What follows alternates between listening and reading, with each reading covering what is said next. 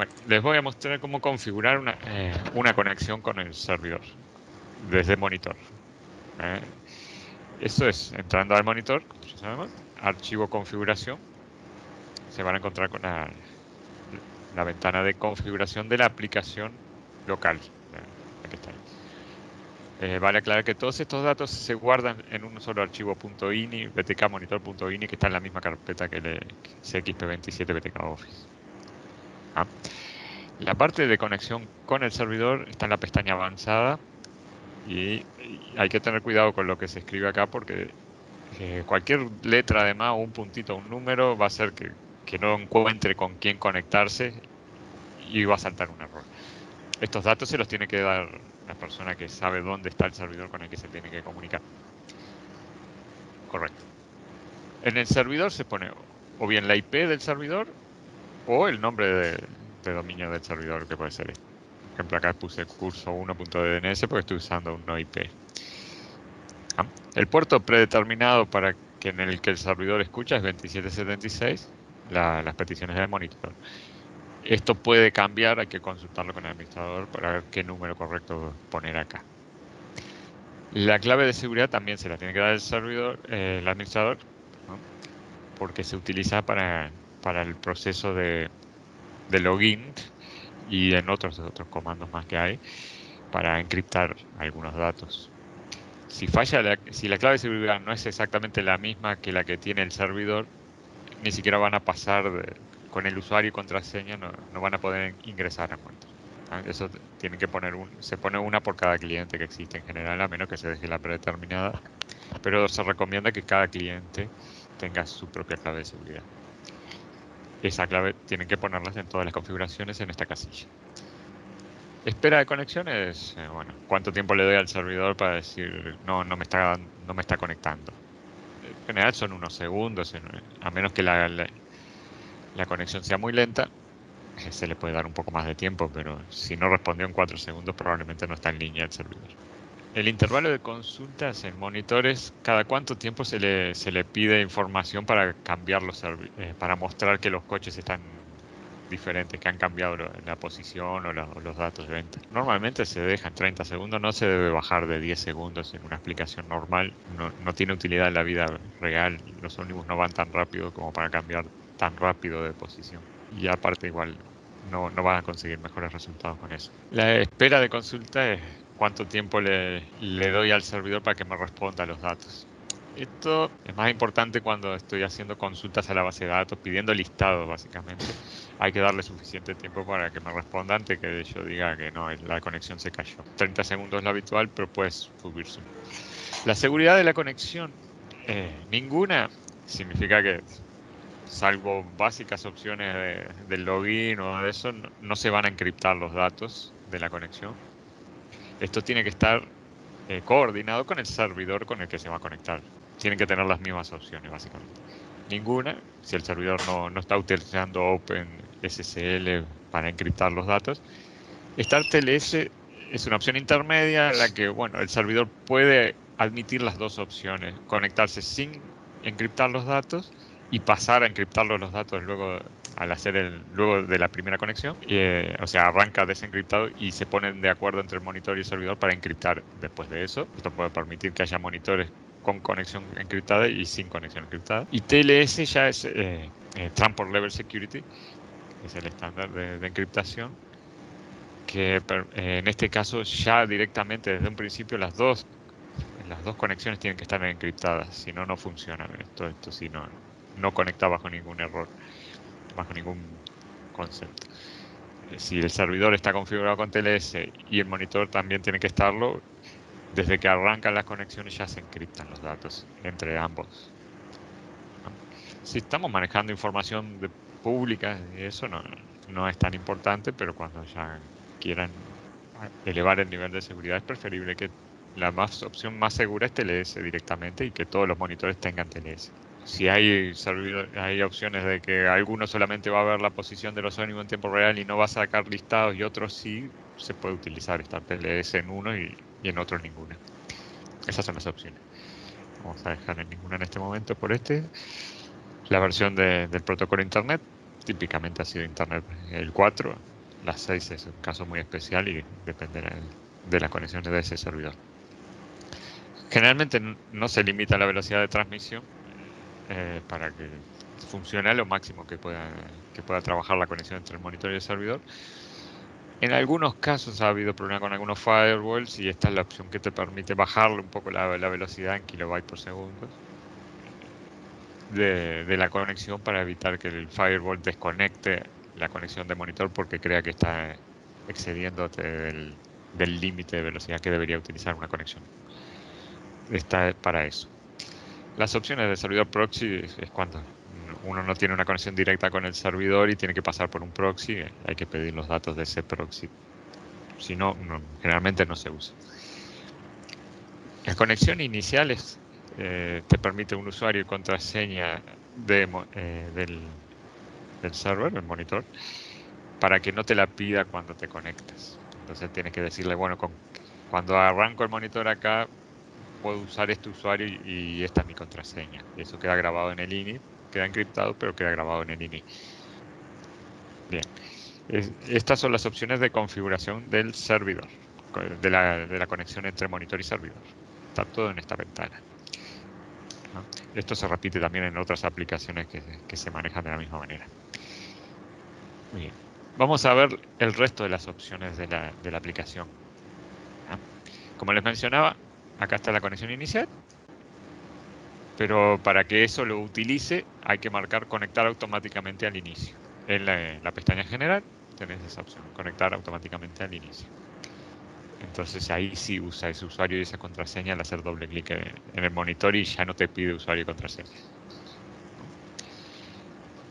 Iniciar minimizado en la bandeja, que bueno, cuando arranca directamente se va para acá abajo y aparece por ahí. Y no muestra la ventana principal. Permitir varias instancias a la vez. Esto solo tiene sentido cuando nos conectamos a diferentes servidores con la misma computadora, pero si solamente utilizamos un servidor en una empresa, solo se conecta con uno, es preferible que no permita varias instancias a la vez, que sea una sola y si cuando va a ejecutarse el monitor con un doble clic ahí, detecta que ya hay uno arrancado, se pasa a ese automáticamente, porque si no, empiezan a aparecer varias instancias de monitor, monitor, monitor y monitor abiertos que no tienen sentido si estamos conectados todas con el mismo servidor, ¿no? Esto es más para el soporte técnico o otras cosas, ¿no? Para el usuario normal, esto debería estar desmarcado. Esto es una notificación que puede avisar cuando la licencia está por vencerse. Le dicen cuántos días de anticipación y sale una notita aquí abajo que dice que quedan tantos días cuando quedan menos de 7 o 7 días o menos en este caso, pero lo que le configuren para llamar la atención, ¿no? Avisar cuando tenga notificaciones hace lo mismo, pero busca si hay notificaciones generadas en la base de datos y te sale un mensaje diciendo que tienes estas notificaciones. Esas notificaciones las genera BTK Server o BTK Collector cuando encuentra algún proceso que tuvo algo que notificar, como ventas procesadas fuera de fecha, cosas así. No es lo mismo que la licencia. Actualizar automáticamente, esto es que cuando se conecte con el servidor le va a preguntar si tiene una versión más nueva que tenga que actualizarse el software cliente de monitor. Y si le dice que si se configura que no, nunca se va a actualizar. Sí, se va a actualizar directamente, automáticamente. Si ya detecta, ya la va a descargar y ya lo va a ejecutar el proceso de instalación. Y hay que volver a iniciar el monitor para estar actualizado. Está la opción de preguntar. Simplemente si detecta una versión nueva, te lo va a preguntar. Y si le dices que sí, continúa y si no, que no. En un cliente, normalmente esto es preferible que esté en sí para que los monitores estén actualizados. Estas opciones son de reproducir un sonido al recibir los mensajes. Eliges un sonido para un archivo web, puedes escuchar. Sonidos para un mensaje común o sonidos para mensajes que tienen prioridad de emergencia, que se muestran. Aparte de llegar el mensaje, reproduce el sonido, nada más. Formato de la columna del viaje. Acá hay toda una ayuda. Si apretamos F1 podemos ver en la ayuda de monitor, por ejemplo, el formato de la columna de viaje. Puedes escribir lo que quieras y hay símbolos que se reemplazan por los datos que se van a mostrar. Por ejemplo, %S se va a reemplazar por el número de servicio, %L por la línea, %T por el trayecto, sentido, orden del coche, o sea, coche 1, 2, 3, la hora de salida o el nombre del trayecto con %L. El resto de los datos los incluye tal cual está. Entonces uno puede decir que en la columna viaje de monitor quiero que me muestre la línea barra trayecto y el nombre de la línea y entre paréntesis la hora de salida. Es esto que está acá, %L barra %T. Esto es como le guste al cliente. Forzar la cantidad de decimales en los importes. Esto es para los reportes en los que hay importes. Si no me gusta cómo me los está mostrando porque los obtiene así de las tarifas, puedo decir que lo quiero sí o sí con 2 decimales en los importes y todos los listados que tengan importe van a salir con 2 decimales. Muy bien. Tenemos las opciones de seguimiento. Esto es cuando tiene los ómnibus conectados, él va generando estos posibles archivos. La otra vez veíamos el KML, también puede generar otros, XML, un HTML, una página web, aunque ya esto ha dejado de funcionar por criterio de los propios navegadores que no aceptan actualizar datos en XML desde una propia computadora, tiene que ser no desde un archivo en la computadora, sino desde el propio servidor web. Pero bueno, tiene alguna utilidad todavía. Puede generar XML o GeoJSON. Los datos a incluir en estos archivos que se generan para seguimientos, puede elegir cualquiera de estos. Y en la etiqueta del dato, o sea, cuando hacemos clic en la etiqueta pueden salir estos datos. Y si no, el nombre de la etiqueta podemos poner el vehículo o el vehículo. El color de la etiqueta se aplica para Google en qué color quieres que escriba los datos. Este es el directorio donde se van a generar estos archivos, que tienen que tener también tiene que tener los archivos PNG de las imágenes. Este es el directorio predeterminado donde ya se instala todo eso, ABL. Y esta opción es solo mostrar los vehículos que están en servicio, no muestra los que están fuera de servicio simplemente. Y pueden elegir el estilo de los iconos que les guste. Hay 2 para elegir en este momento. Esto de forzar la diferencia con la hora UTC es que si la hora que me está mostrando no es la que quiero ver, puedo elegir otra. Pero esto normalmente no se fuerza. Estos casos especiales en que un servidor está en una zona horaria configurado y los clientes están en otro lado, yo ver la hora horaria en donde está el cliente lo tengo que forzar a cuántos minutos de diferencia hay con la hora de Greenwich, la UTC. Los reportes, cada vez que quiero imprimir un listado, acá es un archivo bitmap o JPG. No, sí puede ser una imagen, un JPG o alguna otra de esas cosas. Entonces pueden elegir el que quieran para que aparezcan los listados, cambiar la fuente, el tipo de letra, cambiar automáticamente la orientación al imprimir. Es que si él calcula que si el listado no me alcanza para hacerlo en vertical, automáticamente lo pone en horizontal y te imprime los datos como apaisado el listado de horizontal. Después hay opciones de que en la sublínea, en los listados que tenga sublínea, que le incluya el nombre de la sublínea y no solo el número de la sublínea. También está la opción de incluir la matrícula en los coches de los listados. Sale el número del coche y descripción matrícula. Esto de la duración para permitir borrarlo es una opción de que tiene el monitor de borrar los viajes que no tienen ventas. Cuando no tienen ventas, se determina cuántos minutos desde que se abrió tiene ese viaje y elimino los viajes que fueron abiertos por error de la base de datos para que no me alteren las estadísticas de kilómetros.